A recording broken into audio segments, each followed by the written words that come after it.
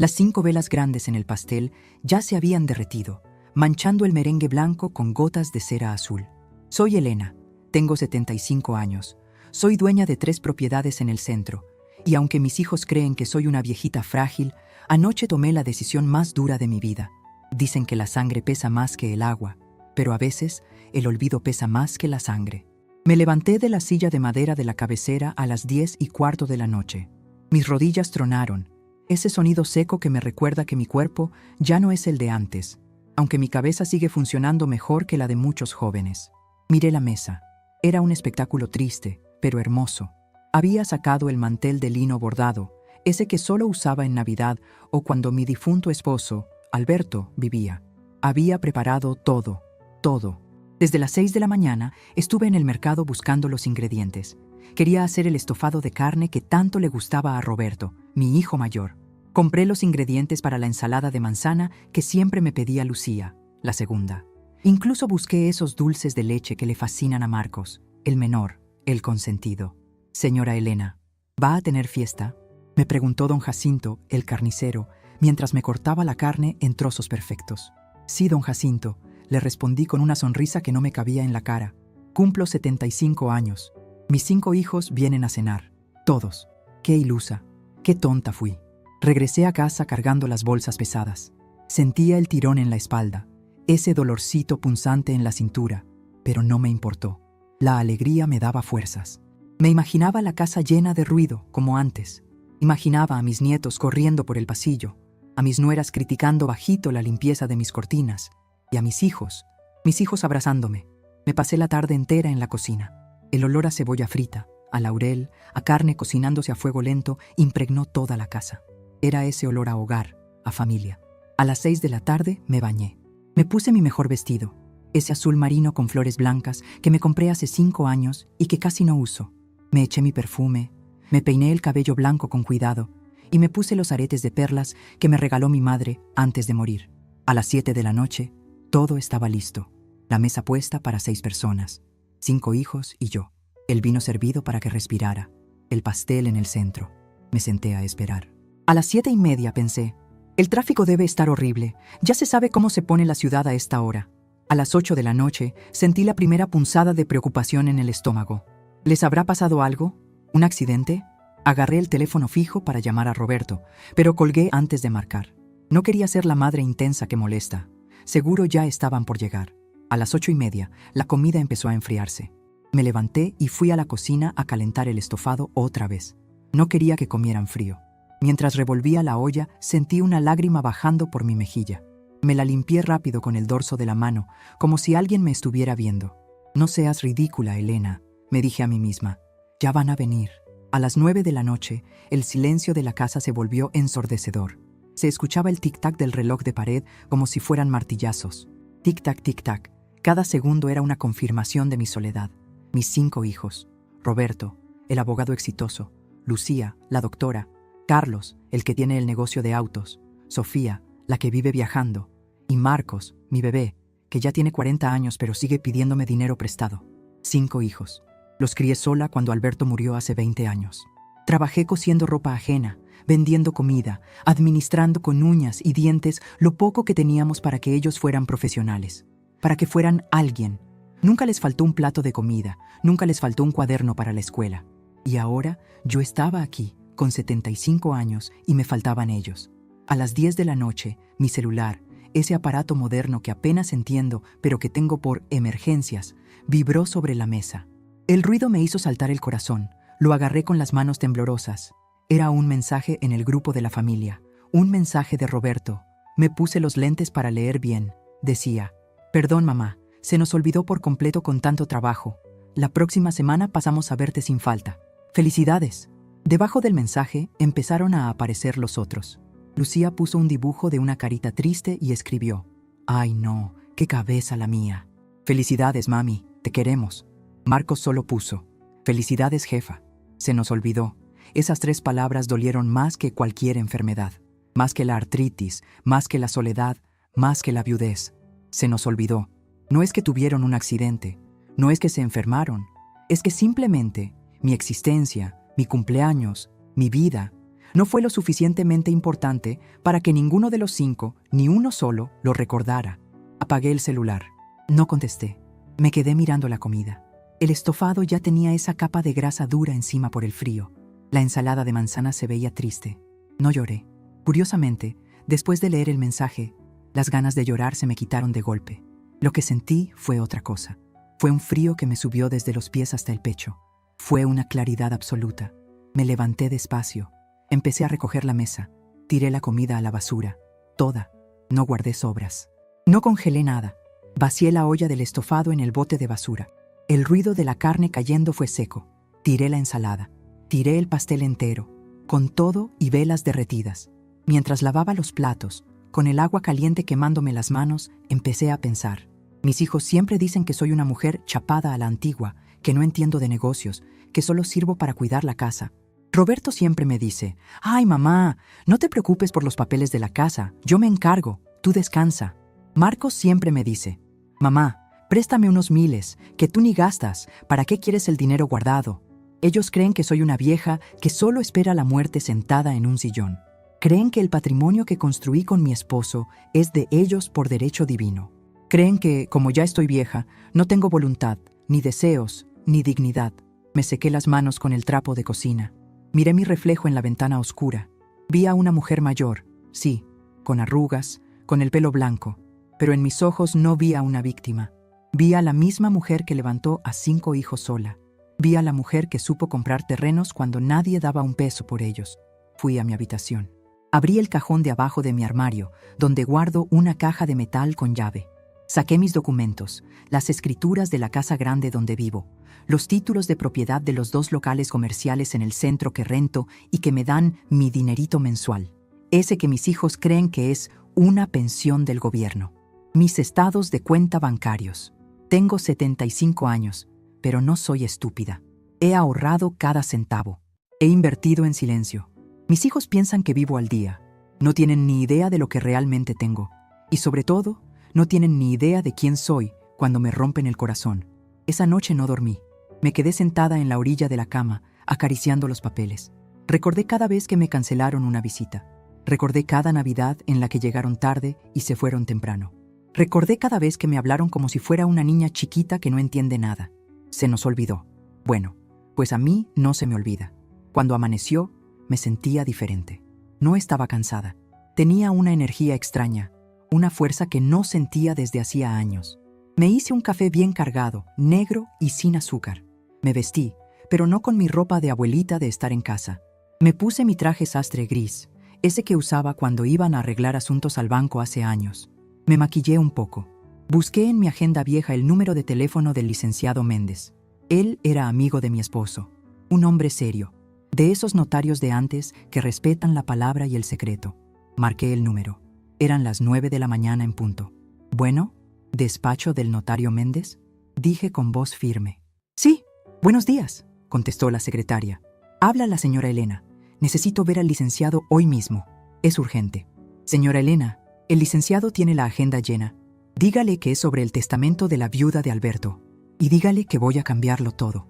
Hubo un silencio breve, y luego escuché la voz de la secretaria cambiar de tono. «Entiendo, señora Elena. Venga a las 11, le haremos un espacio». Colgué el teléfono. Miré la casa vacía. Miré las fotos de mis hijos colgadas en la pared de la sala. Ahí estaban, sonrientes en sus graduaciones, en sus bodas. Parecían tan buenos, tan agradecidos en esas fotos. Pero las fotos son papel. La realidad es una mesa vacía en un cumpleaños de 75 años. Agarré mi bolso, metí la carpeta con todos los documentos y salí a la calle. El sol me dio en la cara. Mis vecinos me saludaron. «Buenos días, doña Elena. Feliz cumpleaños atrasado. ¿Cómo la pasó?», me gritó la vecina de enfrente. Me detuve, me ajusté los lentes oscuros y sonreí. «Muy bien, mija». Fue una noche reveladora. Caminé hacia la parada del taxi. No iba a tomar el autobús. Hoy no. Hoy empezaba mi nueva vida. Mis hijos se olvidaron de mi pasado, de mi sacrificio y de mi presente. Pero yo me iba a encargar de que nunca, jamás, se olvidaran de mi futuro. Llegué al edificio del notario, un edificio antiguo, de piedra, con puertas pesadas de madera. Subí el elevador. Mi corazón latía fuerte, pero no por miedo, sino por adrenalina. Cuando entré a la oficina, el licenciado Méndez Se levantó de su silla. Es un hombre mayor, casi de mi edad, con el pelo totalmente blanco. «Elena», dijo extendiéndome la mano. «Qué sorpresa y qué elegancia. Hace mucho que no te veía con esa mirada». «Hola, Roberto», le dije, llamándolo por su nombre de pila. «Necesito tu ayuda. Siéntate. ¿Qué pasó? ¿Tus hijos están bien?» Me senté despacio, crucé las piernas y puse la carpeta pesada sobre su escritorio de caoba. Lo miré directo a los ojos y solté la frase que había estado practicando en mi cabeza toda la mañana. «Mis hijos están perfectamente bien, Roberto. El problema es que piensan que yo ya estoy muerta. Y vengo a demostrarles que estoy más viva que nunca. Quiero revocar el testamento anterior. Quiero que redactes uno nuevo. Y quiero hacer algo más. Algo que les enseñe una lección antes de que yo me vaya a la tumba». El notario se ajustó los lentes, intrigado.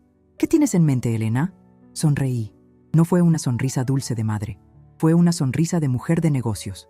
«Quiero venderlo todo, Roberto. Pero no como ellos creen. Quiero crear un fideicomiso. Y quiero que tú seas el ejecutor de un plan que tengo». Él abrió la carpeta y vio los títulos de propiedad. Sus ojos se abrieron grandes al ver los avalúos recientes de los locales comerciales. «Elena, esto vale una fortuna hoy en día. Esa zona se ha revalorizado muchísimo». «Lo sé», respondí. «Son millones. Millones que mis hijos creen que tienen asegurados. Pero hoy, en este escritorio, vamos a cambiar el destino de ese dinero». Respiré hondo. El olor a libros viejos y a café del despacho me tranquilizó. Estaba a punto de iniciar una guerra silenciosa contra mi propia sangre. Pero no era por odio. Era por dignidad. Era para enseñarles la última y más importante lección que una madre puede dar. El respeto no se hereda, se gana. «Escribe, Roberto», le ordené suavemente. Empecemos con la cláusula primera. El despacho del licenciado Méndez olía a café recién hecho y a cera para muebles, un olor que me recordó a la oficina de mi difunto Alberto. Me quedé mirando cómo el notario revisaba los papeles que yo había puesto sobre su escritorio. Se ajustaba los lentes, pasaba una página, murmuraba algo para sí mismo y luego pasaba a otra. El sonido del papel crujiendo era lo único que se escuchaba en la habitación. Yo estaba sentada con la espalda recta, las manos cruzadas sobre mi regazo, apretando mi bolso. Por fuera, parecía tranquila, la misma viuda Elena de siempre. Pero por dentro, el corazón me latía como un tambor de guerra. Estaba cruzando una línea de la que no había retorno. «Elena», dijo Roberto Méndez finalmente, levantando la vista. Se quitó los lentes y me miró con una mezcla de respeto y asombro. «¿Tú tienes idea de lo que vale esto hoy en día?». Negué con la cabeza suavemente. «Tengo una idea, Roberto. Sé que los precios han subido. Sé que la ciudad creció. Pero la verdad es que nunca me he sentado a hacer las cuentas. Para mis hijos, esas propiedades son solo viejos edificios que dan problemas de mantenimiento». El notario soltó una risa breve, seca. «Viejos edificios», repitió con ironía. «Elena, déjame explicarte algo. El local comercial de la calle Juárez, donde antes había una zapatería, ahora está en plena zona turística. Y el terreno grande, ese que compraste hace 30 años en las afueras, cuando todos te decían que estabas loca porque allá no llegaba ni el diablo. Bueno, ahora es una zona industrial de alta demanda». Roberto tomó una calculadora grande de botones grises. Empezó a teclear con rapidez. Sus dedos se movían ágiles. «Hice unos avalúos rápidos mentalmente basándome en las últimas ventas de esas zonas», dijo sin dejar de mirar la pantalla. «Si decidimos vender o liquidar estos activos hoy, o simplemente reajustar las rentas al valor real del mercado, Elena, no estamos hablando de unos cuantos pesos para la vejez». Giró la calculadora hacia mí. Miré la pantalla. Había muchos ceros. Mis ojos, cansados por los años, tardaron unos segundos en enfocar bien los números. «¿Eso es?», pregunté, con la voz un hilo. «Sí», asintió él. «Estamos hablando de más de 25 millones de pesos. Y eso siendo conservadores. 25 millones. Me recosté en el respaldo de la silla de cuero. Sentí un mareo repentino. No era por el dinero en sí. Yo soy una mujer sencilla. Con mi café, mi pan dulce y mi telenovela soy feliz. El mareo venía del contraste, de la brutal diferencia entre esa cifra y la forma en que mis hijos me trataban. Cerré los ojos un momento y las imágenes me asaltaron. Vi a Marcos, la semana pasada, pidiéndome 500 pesos para la gasolina porque no llegaba a fin de mes. Y yo, sacando los billetes arrugados de mi monedero, sintiéndome culpable por no poder darle más. Vi a Lucía, regañándome hace un mes porque quería comprarme unos zapatos ortopédicos de 2,000 pesos. «Mamá, eso es carísimo. Mejor busca unos en el mercado. No estamos para lujos», me dijo. Y yo le hice caso. Me compré unos baratos que me sacan ampollas. Ellos me veían como una carga. Me veían como una viejita que hay que mantener, a la que hay que tirarle unas migajas de tiempo y de paciencia. Y resulta que yo estaba sentada sobre una mina de oro. «Soy rica, Roberto», susurré, más para mí que para él. «Eres una mujer muy acaudalada, Elena, y muy inteligente. Mantuviste esto a flote tú sola tras la muerte de Alberto. Nadie te regaló nada». Abrí los ojos. El mareo se había ido. En su lugar, sentí una llama encenderse en mi pecho. Era el poder. No el poder del dinero, sino el poder de la verdad. Durante años me sentí pequeña, dependiente de su afecto, mendigando sus visitas. Pensaba que si les daba todo lo que tenía, me querrían más. Qué equivocada estaba. «Roberto», dije, y mi voz ya no temblaba. Ahora sonaba firme, como cuando regañaba a mis hijos cuando eran niños. «No quiero que ellos lo sepan». «¿Cómo?», preguntó él confundido. «Elena, tarde o temprano se enterarán. Si te pasa algo, si me pasa algo, que se enteren por el testamento. Pero mientras yo respire, no quiero que sepan que su madre, la pobre viuda, tiene 25 millones en propiedades». Me incliné hacia adelante, apoyando los codos en el escritorio. «Escúchame bien. Mis hijos no vinieron a mi cumpleaños de 75 años. Me dejaron sola con la mesa puesta. Dijeron que se les olvidó». Roberto hizo una mueca de dolor, como si le hubiera dado una patada. «Lo siento mucho, Elena». «No lo sientas», lo corté. «Eso me abrió los ojos. Ellos creen que soy una carga. Si supieran que tengo este dinero, ¿sabes qué pasaría?». Roberto asintió lentamente. «Aparecerían todos los días a cenar. Te traerían flores. Marcos dejaría de pedir prestado y empezaría a sugerir inversiones». «Exacto», dije. «Y eso sería mentira. Sería amor comprado. Yo no quiero eso. Yo quiero saber quiénes son mis hijos en realidad. Quiero saber si queda algo de decencia en ellos, o si el interés se comió todo el amor que les di». En ese preciso momento, mi celular vibró dentro de mi bolso. Lo saqué. Era Marcos. Miré a Roberto y le hice una señal de silencio llevándome el dedo a los labios. Deslicé el dedo por la pantalla para contestar. Puse el altavoz para que el notario escuchara. «Bueno», dije, fingiendo mi voz cansada de siempre. «Hola, mamá». La voz de Marcos sonaba acelerada, nerviosa. «Oye, perdón por lo de ayer. De verdad, soy un desastre». «No te preocupes, hijo», dije, sintiendo un sabor amargo en la boca. «Ya pasó». Sí, oye, te llamaba por otra cosa. Fíjate que se me rompió la transmisión del coche. Estoy varado, mamá, y la reparación me sale en 8,000 pesos. No tengo ni un peso, la tarjeta la tengo al tope. ¿Crees que tú, no sé, podrías ayudarme? Te lo juro que te lo pago en la quincena». Miré a Roberto. El notario tenía la cara roja de indignación. Yo respiré hondo. Hace 2 días, yo hubiera ido al banco a sacar mis ahorros de emergencia para dárselos. Hubiera comido arroz y frijoles todo el mes para ayudar a mi bebé. Pero hoy, la mujer que sostenía el teléfono valía 25 millones de pesos. «Hijo», dije, haciendo una pausa dramática. «Ay, Marcos, qué pena. Fíjate que justo ayer, como no vinieron, me puse a revisar mis cuentas. Y la pensión no me ha llegado. Estoy en ceros, mijo. Hasta estoy pensando en empeñar mis aretes de oro para pagar la luz». Hubo un silencio al otro lado de la línea. Un silencio frío. «¿Cómo que no tienes dinero, mamá?». Su tono cambió. Ya no era de súplica, era de reclamo. «Pero si tú no gastas en nada, ¿qué haces con el dinero?».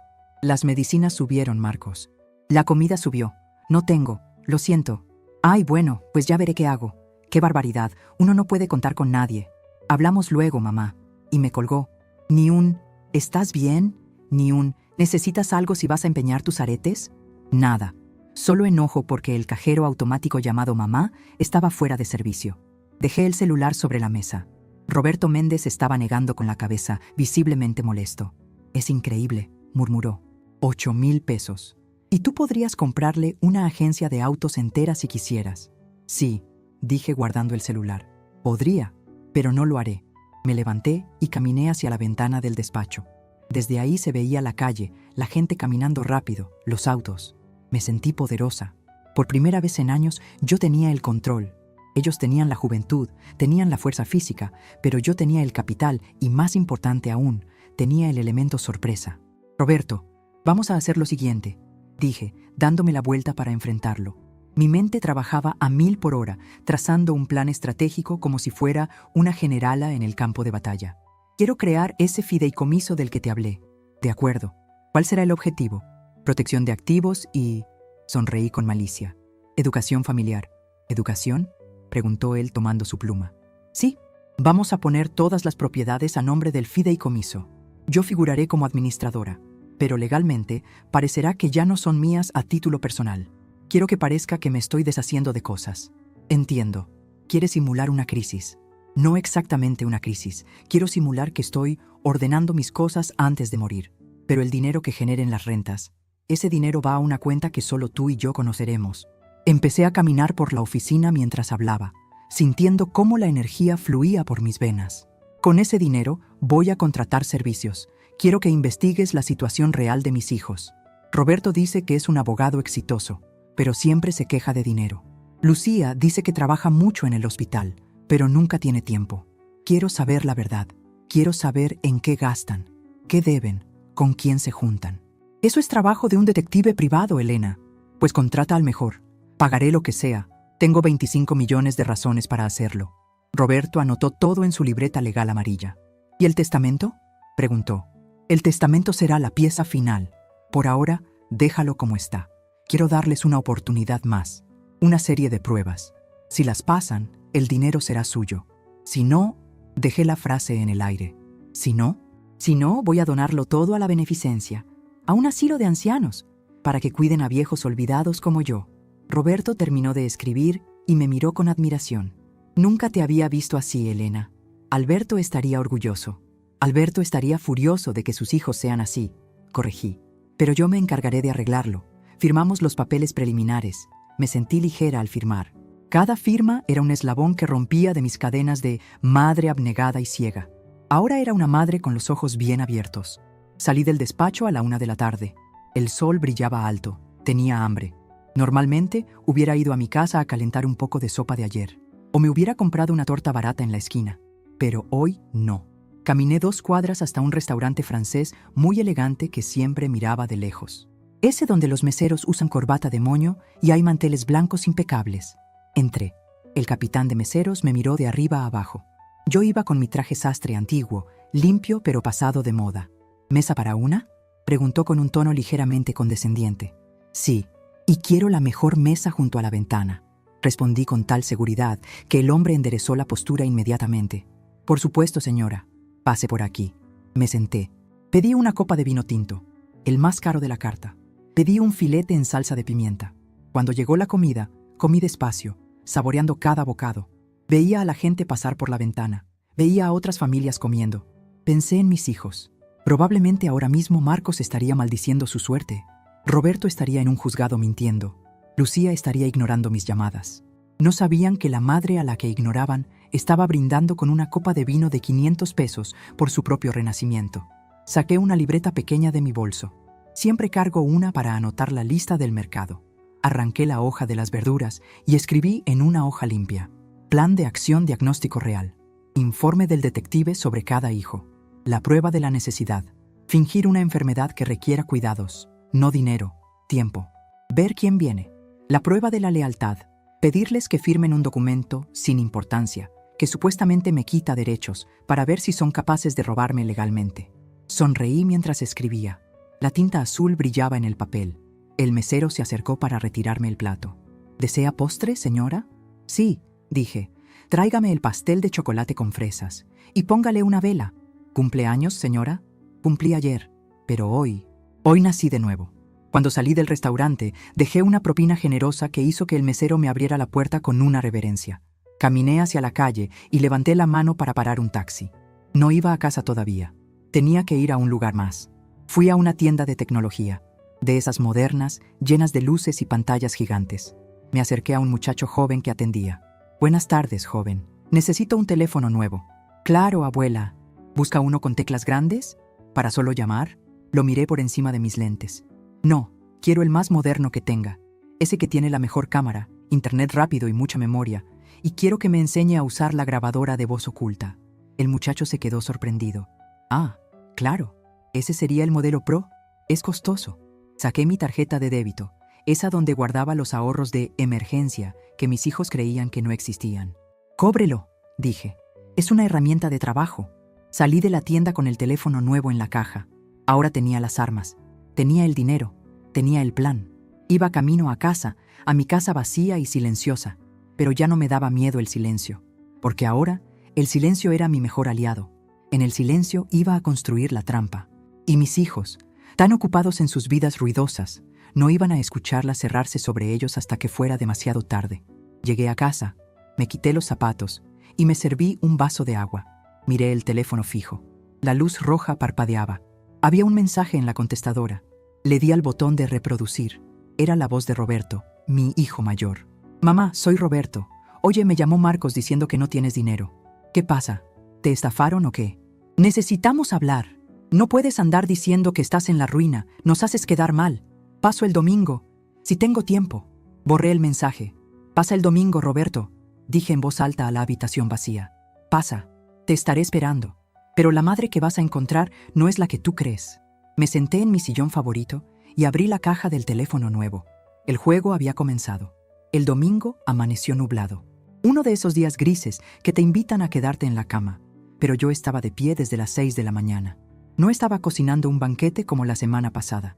No había olor a estofado ni pastel en el horno. Solo había café, negro, fuerte y amargo, como la realidad que mis hijos estaban a punto de probar. Me senté en la sala con mi taza humeante. Había hecho cambios sutiles en la casa.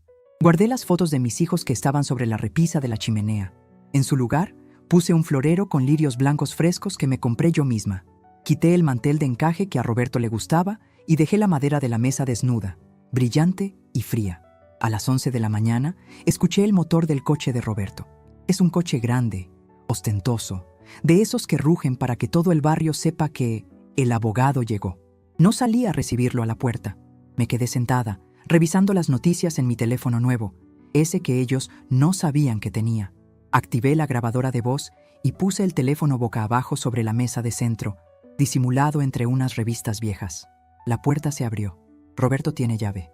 Nunca se la he pedido, pero hoy me molestó escuchar el sonido de su llave girando en mi cerradura sin siquiera tocar el timbre. «¿Mamá?», gritó desde la entrada. «En la sala», respondí sin levantar la voz. Roberto entró. Venía vestido con ropa deportiva de marca, aunque sé que lo único que ejercita es la mandíbula. Me miró y frunció el ceño al ver que no me levanté a abrazarlo. «Hola, mamá. ¿Estás bien? Te ves seria». «Estoy como siempre, hijo. Siéntate. ¿Quieres café?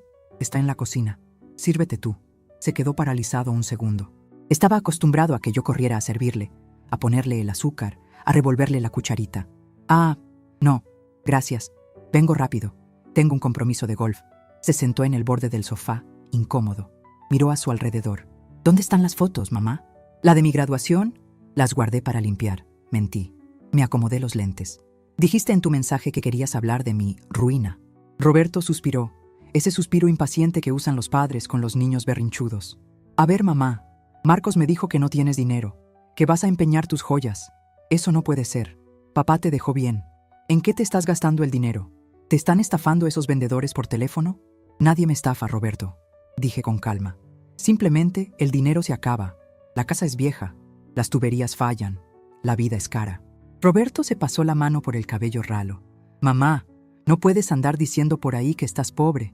Me afecta. La gente habla. Soy un abogado de prestigio. ¿Qué van a decir si saben que mi madre está empeñando aretes?» Ahí estaba. No le importaba si yo tenía hambre. Le importaba el qué dirán. «Pues si te preocupa tanto, Roberto, podrías ayudarme con la mensualidad de la luz y el agua. Son 1,500 pesos». Se tensó. Vi cómo apretaba la mandíbula. «Mamá, sabes que ahorita estoy muy apretado. La hipoteca de mi casa nueva, el colegio de los niños, las letras del coche. No me sobra nada». «Entiendo», dije suavemente. «Todos estamos apretados. Por eso tomé una decisión». Hice una pausa larga. Dejé que el silencio se estirara hasta que se volvió incómodo. «¿Qué decisión?», preguntó él, con un tono de alerta. «Voy a vender la casa». Roberto saltó del sofá como si tuviera un resorte. «¿Qué? ¿Estás loca? No puedes vender la casa». «Es mi casa, Roberto. Está a mi nombre. Es demasiado grande para mí sola. Y necesito el dinero para vivir mis últimos años con dignidad, ya que mis hijos no tienen». Pensé en venderla y mudarme a un cuartito rentado en la colonia San Rafael. Con lo que me den por esta casona, me alcanza para vivir tranquila hasta que me muera. La cara de Roberto se puso roja, luego pálida. «Mamá, no puedes hacer eso. Esta casa es el patrimonio de la familia, es la herencia. Papá construyó esto para nosotros». Papá construyó esto para vivir con su esposa, corregí. Y la esposa sigue viva y necesita comer. Ya hablé con un asesor inmobiliario. Dice que el terreno vale mucho para construir departamentos. ¡No!, gritó, perdiendo la compostura. No vas a firmar nada. Seguro te quieren ver la cara. Yo soy abogado, yo tengo que revisar cualquier papel. Te prohíbo que vendas. Me levanté despacio. Me paré frente a él.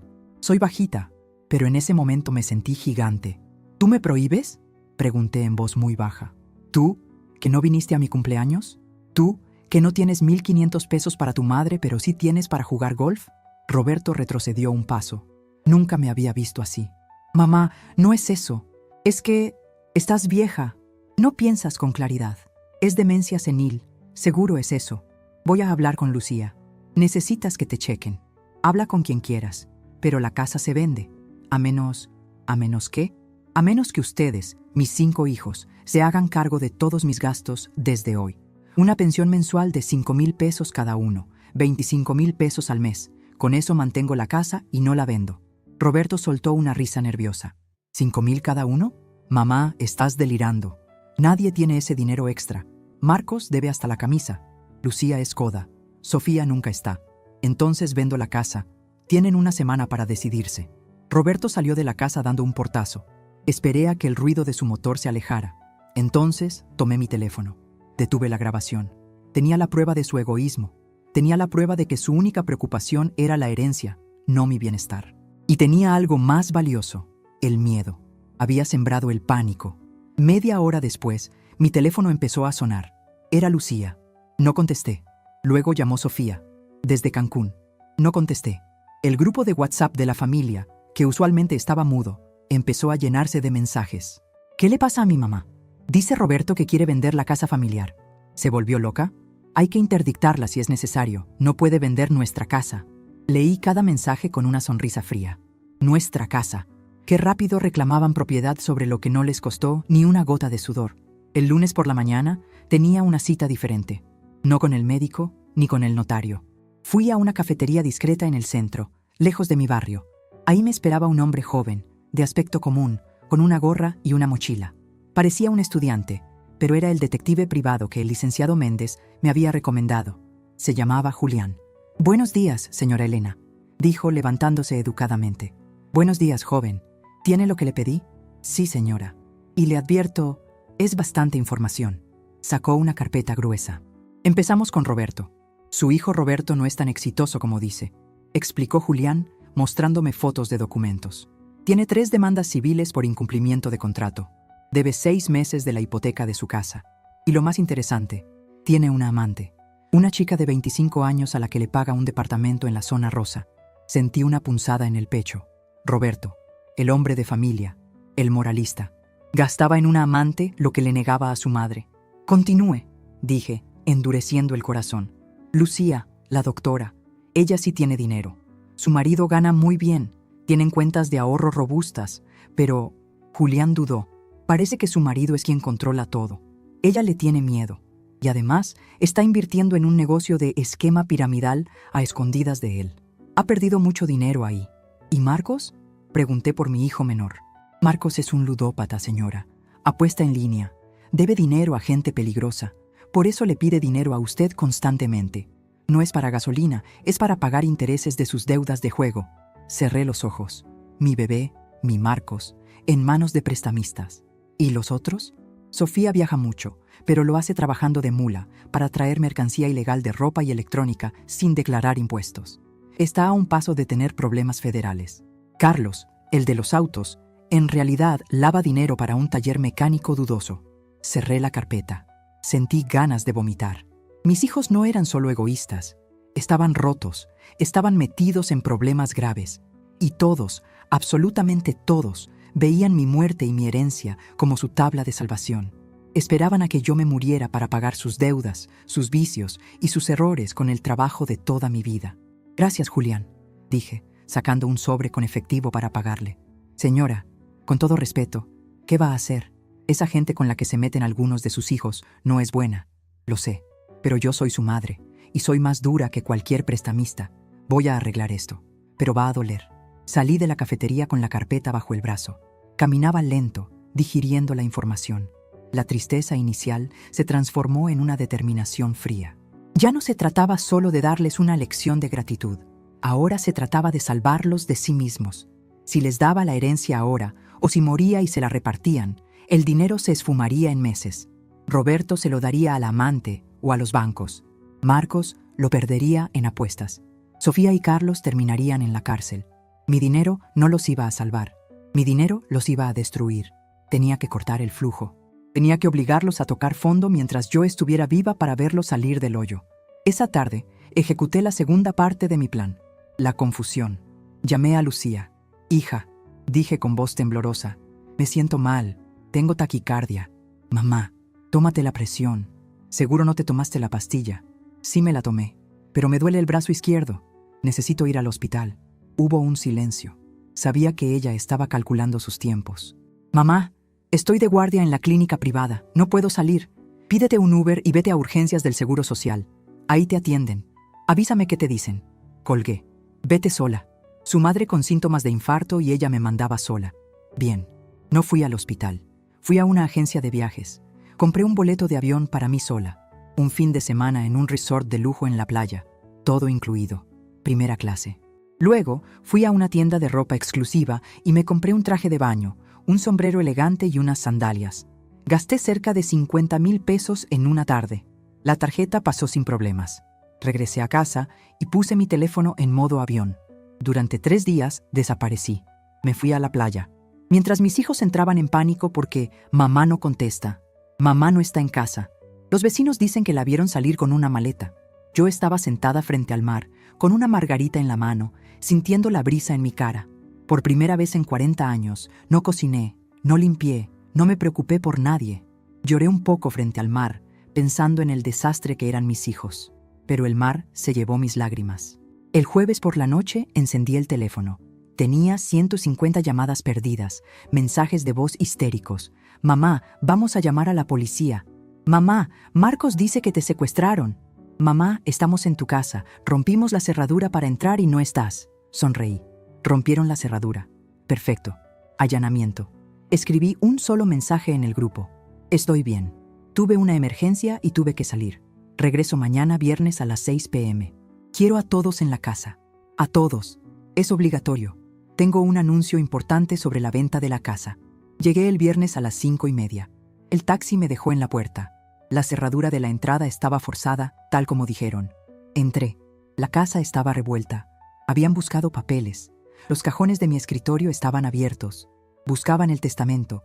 Buscaban las escrituras. Pobres ilusos. Los originales estaban en la bóveda del notario Méndez. Aquí solo tenía copias viejas. Me di un baño, me puse mi mejor vestido y me senté en la cabecera de la mesa. A las 6 en punto empezaron a llegar. Llegaron todos. Los 5. Roberto, sudando. Lucía, con cara de regaño. Marcos, temblando. Seguramente debía dinero y necesitaba saber si habría herencia pronto. Sofía y Carlos, mirando al suelo. Se sentaron alrededor de la mesa. No les ofrecí ni agua. «¿Dónde estabas, mamá?», gritó Lucía. «Casi nos matas del susto. Pensamos que estabas muerta en una zanja». «Estaba ocupada», dije con calma, viendo mis opciones. Saqué la carpeta del detective, sin decir qué era, y la puse sobre la mesa. También puse mi teléfono. «Entraron a mi casa», dije señalando la puerta. «Buscaron mis papeles. Eso es un delito. Pero como son mis hijos, no voy a llamar a la policía. Todavía». El silencio se hizo espeso. «Mamá, estábamos preocupados», se defendió Roberto. «Buscábamos una pista de dónde estabas. Buscaban el testamento», lo corté en seco. «Buscaban saber qué les toca». Nadie respondió. Las miradas se cruzaron. «Bien, vamos al grano. Les dije que iba a vender la casa». «No lo vas a hacer», interrumpió Marcos. «Es nuestra herencia». «Era su herencia», corregí. «Pero he estado pensando. Ustedes dicen que no tienen dinero para ayudarme, que están en la ruina». Miré fijamente a Roberto. «Roberto, tú dices que no tienes 1,500 pesos, pero pagas un departamento en la calle Génova, ¿verdad?» Roberto se puso blanco como el papel. Su boca se abrió, pero no salió sonido. «¿Qué?», preguntó su esposa, mi nuera, que había venido con él. Roberto la miró con terror. «Nada, cosas de madre e hijo», dije rápido, disfrutando su pánico. No iba a delatarlo frente a su mujer todavía. El miedo era mejor castigo por ahora. Miré a Lucía. Y tú, hija, dices que no tienes tiempo para llevarme al médico, pero tienes tiempo para esas reuniones de inversión, los jueves por la noche, donde has perdido los ahorros de tu marido. Lucía tragó saliva ruidosamente. Miré a Marcos. Y tú necesitas dinero urgente, ¿no? Esos señores a los que les debes no son muy pacientes. Marcos empezó a temblar visiblemente. ¿Cómo sabes todo eso?, susurró Sofía. Soy su madre, dije, y mi voz resonó con una autoridad ancestral. Yo les limpié el trasero cuando eran bebés. Yo sé cuándo mienten. Siempre lo he sabido. Solo que antes me hacía la tonta porque los amaba demasiado. Pero el domingo pasado, cuando me olvidaron, algo se rompió. La madre ciega se murió. Ahora tienen a la madre que ve todo. Me levanté. La casa no se vende, por ahora, pero las reglas cambian hoy. Saqué 5 sobres. Dentro de cada uno había una factura. Roberto, vas a pagar el predial de la casa. Aquí está el recibo. Lucía, vas a pagar el seguro médico de gastos mayores para mí. Marcos, vas a venir a pintar la fachada de la casa tú mismo. Nada de contratar a alguien. Quiero verte sudar. Sofía, vas a venir a limpiar la casa a fondo 2 veces por semana. Carlos, vas a arreglar todas las tuberías y la instalación eléctrica. ¿Y si no queremos?, retó Carlos cruzándose de brazos. No puedes obligarnos. Sonreí. Fue una sonrisa que heló la sangre de los 5. Si no lo hacen para el fin de mes, toqué la carpeta del detective. Tengo una cita con el notario Méndez el día 1 del mes siguiente. Voy a crear un fideicomiso. Si firmo ese papel, todas mis propiedades, el dinero, la casa, los locales, todo pasa a ser propiedad de una fundación benéfica al momento de mi muerte. Y ustedes no verán ni un centavo, ni uno. Se quedaron mudos. Sabían que hablaba en serio. Además, añadí lanzando la bomba final. Roberto, si no pagas el predial mañana, le voy a contar a tu esposa por qué trabajas tanto hasta tarde. Lucía, le contaré a tu marido dónde están sus ahorros. Marcos, bueno, digamos que la policía estaría muy interesada en saber quién lava dinero en ese taller. Era un blofeo a medias, pero funcionó. El terror en sus ojos fue absoluto. Mamá, esto es chantaje, dijo Roberto indignado. No, hijo, esto es educación. Se saltaron las clases de gratitud y respeto durante 40 años. Ahora van a tomar un curso intensivo. Me dirigí a la cocina. Ah, por cierto, tengo hambre. Y no he cocinado. Quiero que me pidan cenar, de ese restaurante italiano caro que les gusta. Y lo pagan ustedes. Yo estaré en mi cuarto viendo la tele. Me avisan cuando llegue la comida. Salí de la sala dejándolos ahí, paralizados, mirándose unos a otros con odio y miedo. Entré a mi cuarto y cerré la puerta. Me dejé caer en la cama, temblando. La adrenalina bajaba y me sentía agotada. Me dolía el corazón de tener que amenazar a mis propios hijos para obtener un poco de respeto. Pero luego recordé la mesa vacía de mi cumpleaños. Recordé el «se nos olvidó». No me arrepentía. Escuché murmullos, gritos ahogados en la sala. Se estaban peleando entre ellos. «Es tu culpa por no venir a su cumpleaños». «Cállate, tú tampoco viniste. Paga tú la cena, yo no traigo». Sonreí. La dinámica había cambiado. Ya no eran ellos contra la pobre viejita. Ahora eran ellos tratando de sobrevivir a la matriarca. Y esto apenas empezaba. El lunes empezaría la verdadera prueba, porque el notario Méndez ya tenía redactado el borrador del fideicomiso y tenía una cláusula especial. El heredero que demuestre cambio genuino recibirá el doble. El que finja será desheredado. Pero eso no se los iba a decir. Eso lo tendrían que descubrir solos. Me recosté y encendí la televisión. Por primera vez en años no me sentí sola. Me sentí la dueña de mi destino. Y la cena italiana. Estaba segura de que iba a saber a gloria. Nunca imaginé que el sonido de una escoba barriendo pudiera ser música para mis oídos.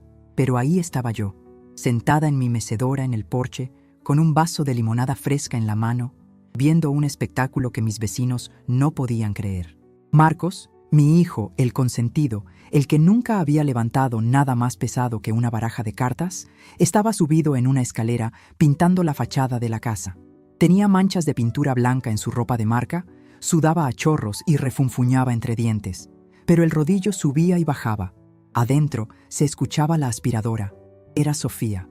La viajera, la que siempre decía que era alérgica al polvo, estaba limpiando las alfombras que no se habían lavado en años.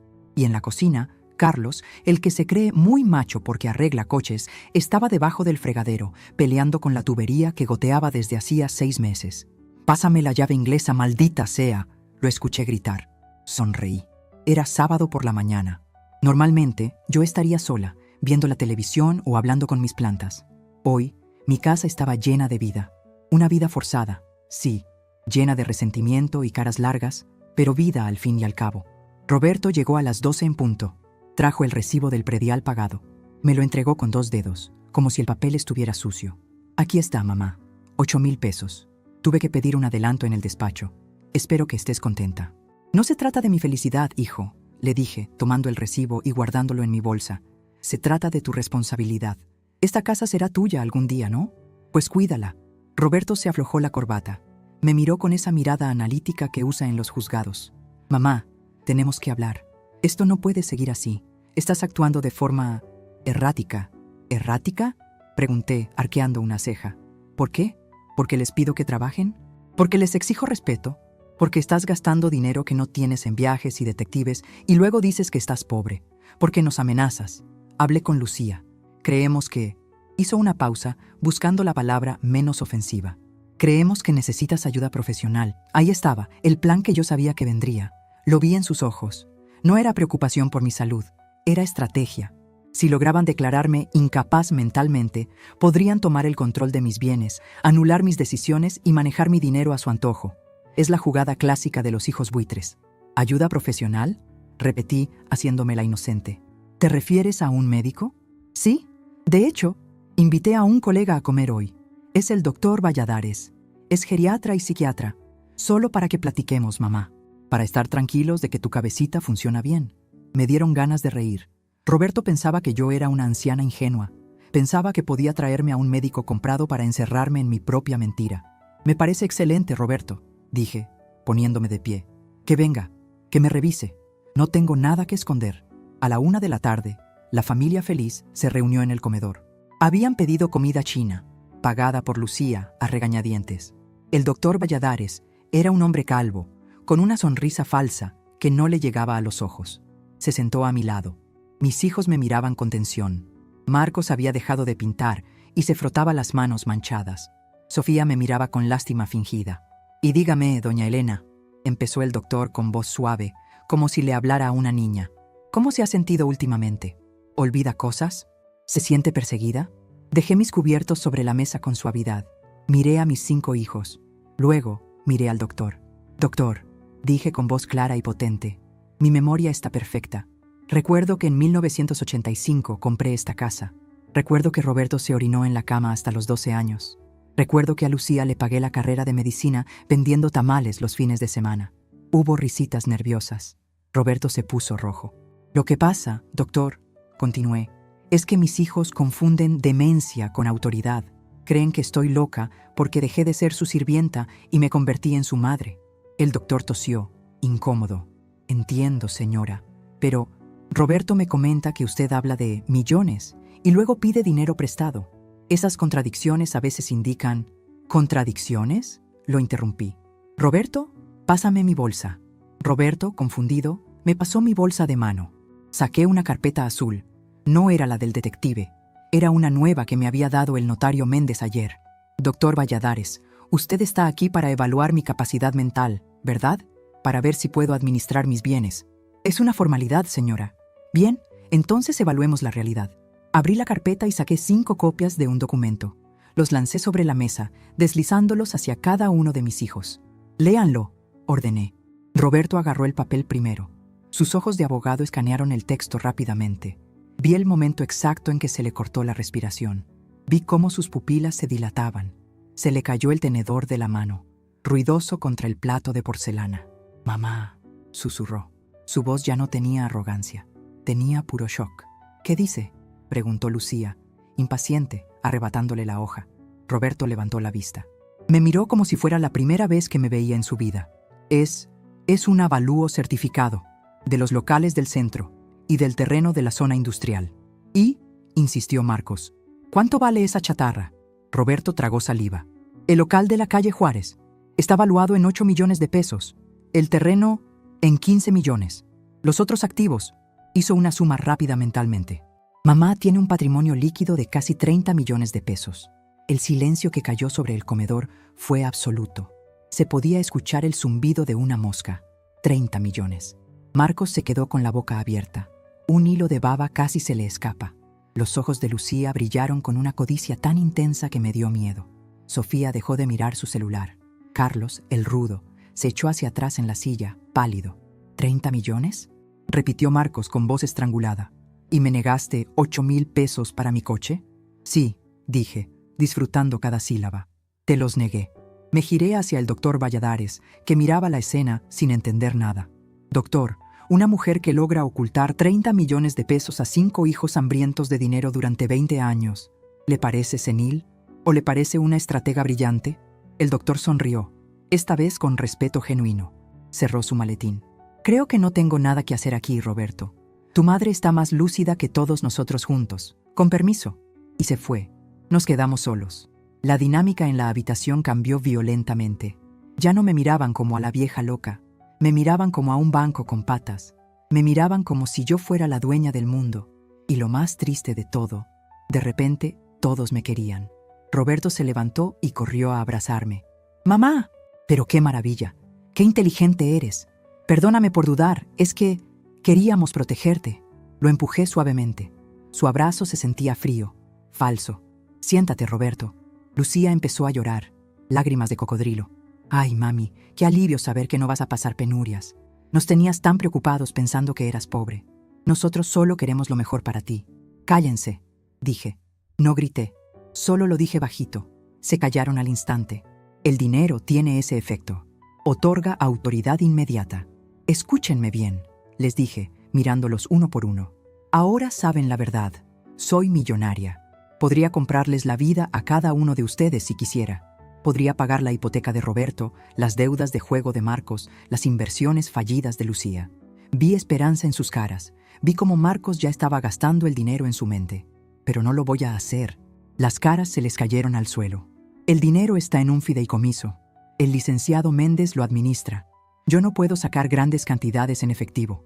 Y hay una cláusula muy específica para cuando yo muera. ¿Cuál?, preguntó Carlos, sudando. La cláusula del mérito.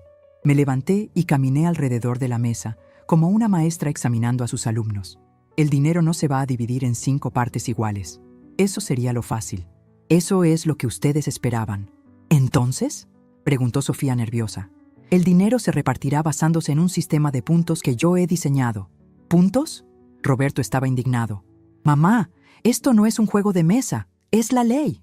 Es mi dinero, Roberto, y es mi ley. Saqué otra hoja de mi carpeta. Desde hoy, cada acción cuenta. Visitarme y quedarse a platicar sin mirar el celular. Puntos. Llevarme al médico sin quejarse. Puntos. Ayudarme con la casa sin que yo lo pida. Puntos. Pero, continué, alzando el dedo índice. Pedirme dinero prestado. Resta puntos. Mentirme. Resta puntos. Olvidar fechas importantes. Descalificación inmediata. Los miré a los ojos. Estaban aterrorizados. Estaban acostumbrados a que el amor de madre fuera incondicional. Ahora se daban cuenta de que la herencia era condicional. Tienen 6 meses, anuncié. 6 meses de prueba. Al final de los 6 meses, abriré el testamento y asignaré los porcentajes. Puede que uno se lleve todo. Puede que se lo repartan 3. O puede que nadie se lleve nada y todo se vaya al asilo de ancianos Santa Teresa. Eso es cruel, mamá, dijo Marcos casi llorando. Nos estás poniendo a competir como perros por un hueso. No, Marcos, le respondí, y sentí que se me quebraba un poco la voz. Los estoy obligando a ser la familia que debieron ser por amor. Si no pueden ser buenos hijos por cariño, lo serán por interés. Es triste para mí, créanme. Me rompe el corazón tener que comprarlos. Pero prefiero tener hijos interesados que hijos ausentes. Me dirigí a la puerta de la cocina. Ah, por cierto, la pintura de la fachada quedó dispareja, Marcos. Mañana vienes a darle la segunda mano. Y Roberto, el lunes quiero que me lleves al supermercado. Tú personalmente. Nada de mandar a tu esposa. Tengo ganas de comprar cosas caras. Salí al jardín.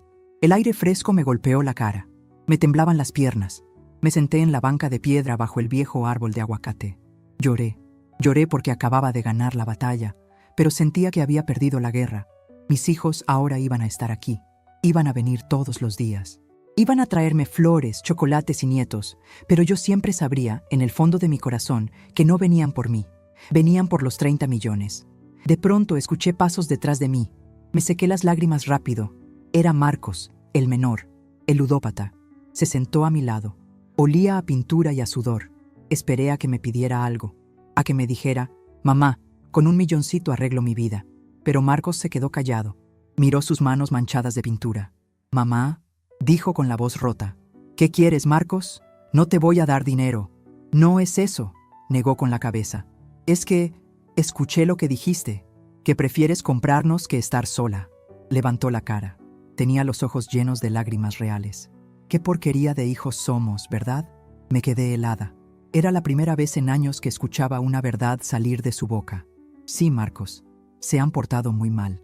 Yo no sabía que te sentías así. Lo del dinero, sí, me impactó. Pero me dolió más lo que dijiste de que te olvidamos». Marcos recargó su cabeza en mi hombro, como cuando era un niño chiquito y tenía miedo a la oscuridad. «Perdóname, mamá.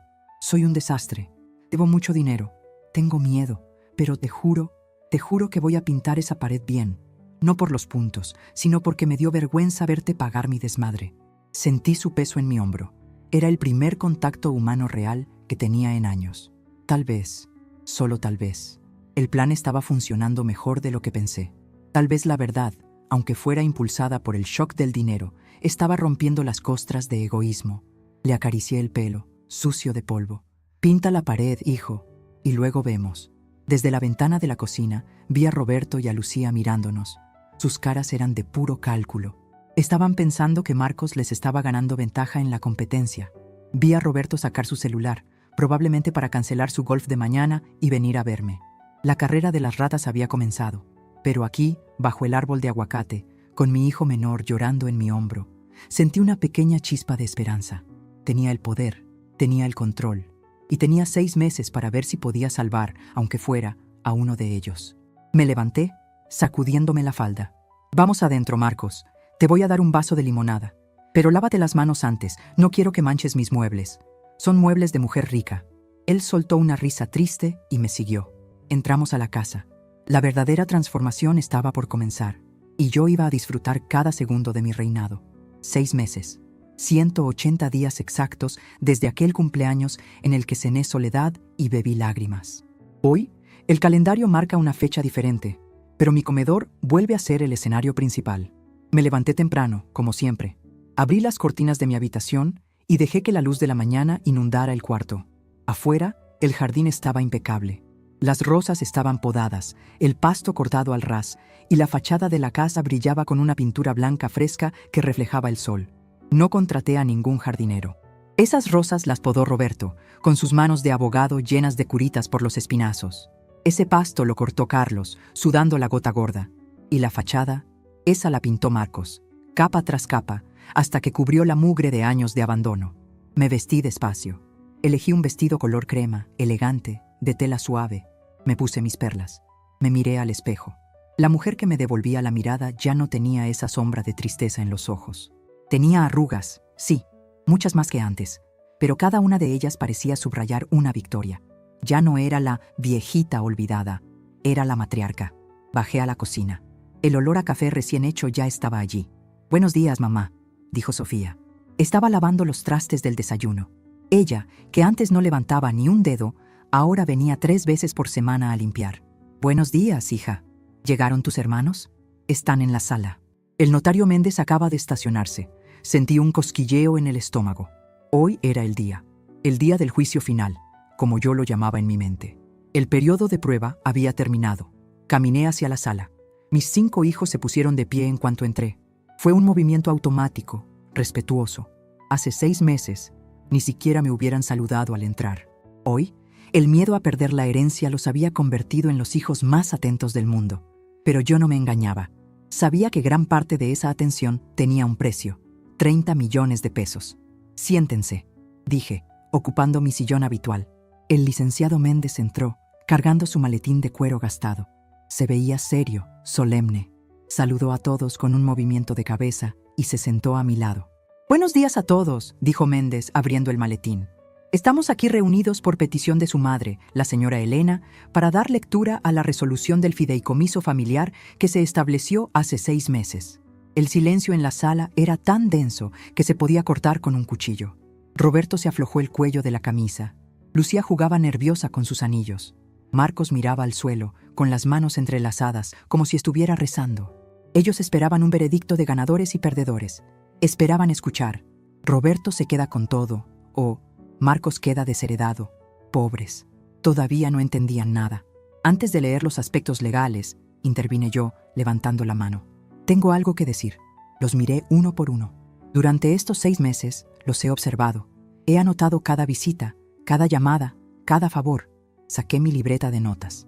Roberto, has venido todos los domingos. Me has llevado al supermercado. Has pagado las facturas a tiempo. Roberto sonrió, inflando el pecho. Pero, continué, cada vez que venías, mirabas el reloj cada 10 minutos. Y cuando me llevabas al súper, ibas hablando por teléfono todo el camino. Cumpliste con tu deber, hijo. Pero tu corazón seguía en otro lado. La sonrisa de Roberto se borró. Lucía, me conseguiste las mejores citas médicas. Me compraste vitaminas caras. Lucía asintió fervientemente. Pero cada vez que me atendías, me recordabas lo ocupada que estabas. Me hacías sentir que mi salud era una carga administrativa para ti. Cumpliste, hija, pero sin calidez. Miré a Carlos y a Sofía. Ustedes hicieron lo que se les pidió. Limpiaron, arreglaron. Obedecieron por miedo. Son buenos trabajadores, pero siguen siendo seguidores. Finalmente miré a Marcos. Marcos levantó la vista. Tenía ojeras. Había estado trabajando doble turno en una bodega para pagar sus deudas, además de venir a pintarme la casa. Marcos, dije suavemente. Lo sé, mamá, interrumpió él con voz ronca. Sé que perdí. Soy el que más debe, el que más problemas te dio. No espero nada, solo gracias por no dejarme caer en la cárcel estos meses. Cállate y escucha, le ordené, pero sin dureza. Marcos, tú fuiste el único que, mientras pintaba la fachada, se detuvo a platicar conmigo sobre mis flores. Fuiste el único que, un martes cualquiera, me trajo un helado de limón, no porque sumara puntos, sino porque te acordaste que me gustaba. Fuiste el único que lloró de vergüenza real, no de miedo a perder dinero. Marcos se quedó helado. Sus hermanos lo miraron con envidia y sorpresa. Licenciado Méndez, dije, por favor, lea la disposición final de mis bienes. El notario se ajustó los lentes y leyó con voz clara. Yo, Elena, en pleno uso de mis facultades mentales, declaro que el patrimonio acumulado de 30 millones de pesos no será repartido en efectivo entre mis hijos. ¿Qué? Gritó Roberto poniéndose de pie. Pero si cumplimos, hicimos todo lo que pediste. Siéntate, Roberto, dijo Méndez. No he terminado. El patrimonio total pasará a formar parte de la Fundación Alberto y Elena. Esta fundación tendrá como objetivo administrar los bienes inmuebles y generar rendimientos. Mis 5 hijos serán nombrados miembros del consejo directivo de la fundación. Como consejeros, tendrán derecho a un sueldo mensual vitalicio equivalente a 30,000 pesos para cada uno, ajustables a la inflación. ¿Un sueldo?, preguntó Lucía confundida. O sea, ¿una mensualidad? Exacto, dije yo. 30,000 pesos al mes. Es un buen dinero. Les da para vivir tranquilos, para pagar hipotecas, para estar seguros. Pero no es suficiente para que dejen de trabajar, ni para que se vuelvan locos gastando en lujos, ni para que los estafen. Es una red de seguridad, no un boleto de lotería. Vi cómo procesaban la información. No eran millonarios de golpe, pero tenían la vida resuelta para siempre. 30,000 seguros al mes, de por vida, era una bendición. Pero hay una condición, agregó el notario. Para cobrar su mensualidad, el consejo debe reunirse obligatoriamente todos los domingos a comer en la casa familiar con la fundadora, mientras viva, y entre ellos, cuando ella falte. La ausencia injustificada a la comida familiar anula el pago de ese mes. Se quedaron mudos. Acababa de atar su bienestar económico a la unión familiar. Si querían dinero, tenían que verse las caras, tenían que convivir, tenían que ser familia, aunque fuera a la fuerza al principio. Y hay una cláusula adicional, dijo Méndez, mirando a Marcos. Se destinará un fondo único de emergencia para liquidar las deudas de juego de Marcos, bajo la condición de que asista a terapia y se someta a pruebas de antidoping mensuales. Si falla, pierde su lugar en el consejo. Marcos rompió a llorar. Se tapó la cara con las manos y sollozó como un niño. Era el alivio de saber que podía empezar de cero, que su madre lo había salvado, pero también lo había blindado contra sí mismo. Esto es inaudito, murmuró Roberto. Pero supongo que es justo. Es inteligente.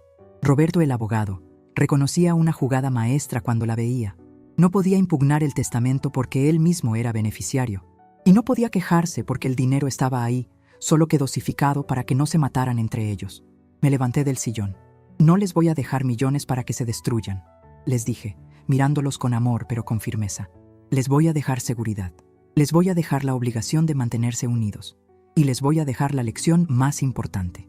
El dinero sirve para vivir, no para definir quiénes son. Caminé hacia la mesa del comedor, que ya estaba puesta. Ahora, el notario se queda a comer. Pedí estofado. Y esta vez sí van a comer. Y van a sonreír. Porque son la familia más afortunada del barrio. Tienen una madre que los quiere lo suficiente como para no darles lo que quieren, sino lo que necesitan. La comida fue extraña al principio. Había tensión, pero luego el vino ayudó. Y el alivio de saber que sus problemas económicos urgentes estaban resueltos aflojó las lenguas. Marcos contó un chiste. Lucía se rió. Roberto le sirvió más vino al notario. Por primera vez en años, el ruido en mi comedor no era el eco de mi soledad, sino el ruido de cubiertos y voces. Miré la cabecera vacía, donde solía sentarse Alberto. Ahí los tienes, viejo, pensé. No son perfectos, son interesados, son complicados, son egoístas a veces, pero están aquí. Y mientras yo viva, van a seguir aquí. Y cuando yo me muera, tendrán que seguir viéndose las caras si quieren cobrar el cheque. Al menos no serán extraños en mi funeral. Después de la comida, cuando todos se fueron, llevándose cada uno su primer cheque mensual adelantado, me quedé sola otra vez. Pero era una soledad diferente. Era una soledad de paz, de misión cumplida. Salí al porche a ver el atardecer. Saqué mi teléfono nuevo. Tenía un mensaje de Marcos. Gracias, mamá. Te prometo que no te voy a fallar con la terapia. Te quiero. Y un mensaje de Roberto. El estofado estaba bueno. Nos vemos el próximo domingo. Ah, y revisé el contrato del fideicomiso. Está blindado. Eres una genio, mamá. Sonreí. El sol se ponía, pintando el cielo de naranja y violeta. Tengo 75 años y medio. Mis hijos creían que mi vida ya había terminado, que yo era solo un mueble viejo en una casa grande. Pero les demostré que la vejez no es debilidad. La vejez es experiencia acumulada, es estrategia, es saber cuándo callar y cuándo golpear la mesa. Me di cuenta de algo importante. La dignidad no se pide, se impone. Y a veces, para que te respeten como madre, tienes que actuar como una reina. Apagué el teléfono. Respiré hondo el aire fresco de la noche. Mañana iría al salón de belleza. Me iba a pintar las uñas de rojo. Y tal vez me iría de viaje otra vez, yo sola, a gastarme mis rendimientos. Porque ahora sé que, si me pasa algo, mis hijos estarán bien. No porque sean perfectos, sino porque les dejé un sistema que no les permite ser un desastre. Entré a la casa y cerré la puerta. El cerrojo hizo un clic sólido, seguro. Esta noche dormiría como un bebé, porque al final, la mejor venganza no es el odio. La mejor venganza es vivir bien y obligar a los demás a subir a tu nivel si quieren estar cerca de ti.